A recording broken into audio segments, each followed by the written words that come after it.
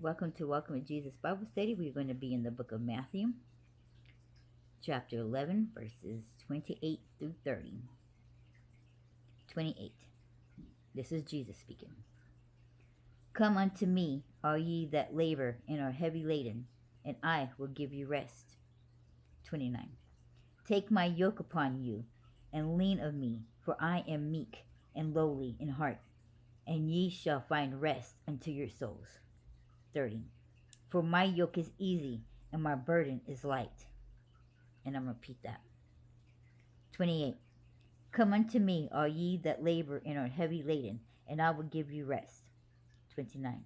Take my yoke upon you, and lean of me, for I am meek and lowly in heart, and ye shall find rest unto your souls. 30. For my yoke is easy, and my burden is light. We all know and understand these verses have been used for lots of things, the openings of a lot of things. A lot of people get the meaning, for they're very plain, they're very simple, clearly easy to understand. Are you tired of trying to overcome your sin on your own? Are you worn out from trying to be perfect in your own power? Are you tired of trying to be righteous on your own and found yourself so seriously still wanting? These verses right here, coming out of Jesus' own mouth, saying that you need to give it to him. Put your stress, put your burdens upon him. Let him take it. You know, Jesus led by example. He didn't need to be baptized because he didn't have no sin. But he was setting examples, so therefore he got baptized to show us what we needed to do, to show many religions that yes, it was important to be baptized, to be washed of your sins. So the devil was tricky out there. And that's why a lot of Catholic churches and certain Baptist churches would have you baptize the baby. And see, that baptism doesn't count. I'm sorry, I'm not trying to be rude to you, but it doesn't. See, you have to make that choice. That baby isn't making that choice for himself. You can't force anything upon that child. Jesus doesn't force himself upon anybody, and God surely does not force anything upon you. It is your choice. Every day we are to pick up our cross. It means every day we got to make that choice to follow him. It's not a one-time thing. We can say the sinner prayers and put it into our hearts and boom, voila, we're good for the rest of our life. No, daily. Daily we are to pick up our cross. Daily we need to choose to follow them. See, there's a lot of reason why certain churches won't baptize your child at a certain age, because they need to know what they're doing. They need to understand what is happening. Same thing when it comes to taking the communion, when people drink of his blood and eat of his bread. It's not something you do every Sunday. There's certain people that should not be taking that communion, because you have to be right. Just taking it free willy-nilly and upon the way that you live in that lifestyle is a big mistake. That's for a whole nother story, but I'm just trying to tell you right there. Certain things don't need to be taken lightly. That is something to be remembered. It's like the Passover. They did it once a year. It was a celebration to be remembered. Not something to take lightly. There's so many people that just be taking it lightly, like it's no big deal. Like it's just something, it's become automatic that we must and should do. And it's lost its meaning. You've almost defiled it.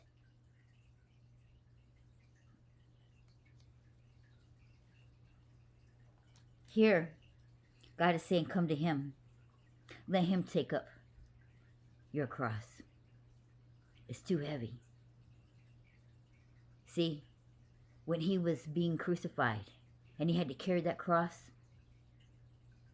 got too heavy for him. because he was weak. He was beaten. He was almost broken. And even though he was trying to do it on his own, he could not do it on his own. So God allowed him to have a helper. Yes, I know the Romans may have picked somebody out, but see, nothing happens unless God makes it happen. So God allowed him to have a helper. What? Because it was setting an example. That if your cross gets too heavy for you to carry on that day, give it to Christ. He will help you carry it. There's a reason why it says in the Bible that your partner has to be equally yoked with you. One person cannot carry all the work and all the burden by themselves. Has to be equal. You see, God's telling you to take upon his yoke because it's lighter. Be equally yoked with that you can carry it. He would trade you. He would take your heavy yoke and you can have his. And sometimes we need that because when we're broken, when we're shattered,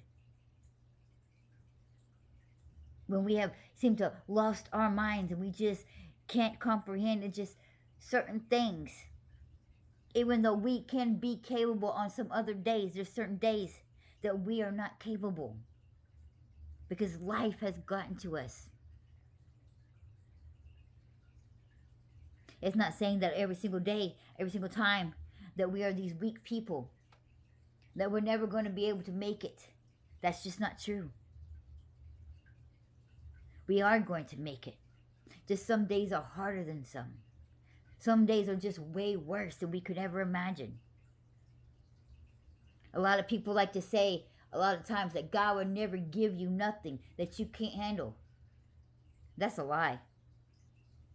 Oh, wait a minute now. Let me. That's a lie. God never said that. We said that. We've assumed that. No, God's going to put you through it because he wants you to seek him. He knows it's going to be hard. But when you have him, you can do anything. With Christ, anything is possible. It's not that he's not going to give you too much for you to go through. No. There's some people who can't make it because they don't have Christ with them. See, we have mistaken that and have taught people that they can handle anything that is thrown at them, making them think that they can do this with their own power, that they can lean on themselves. You see, that's false doctrine. But see, the scriptures tell you to come to Christ. The scriptures tell you to seek him first. The scriptures say that you can't do nothing without God. You're not even supposed to lean on your own understanding. You're supposed to, any and everything, come to God. Seek him. He wants to help you. He wants to be that father that provides for you. He wants to be that father that helps you through any and everything.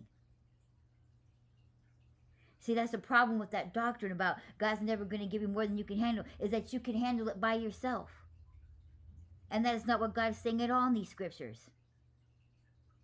He's saying he knows it's going to be tough. He knows there's going to be times you're going to give up.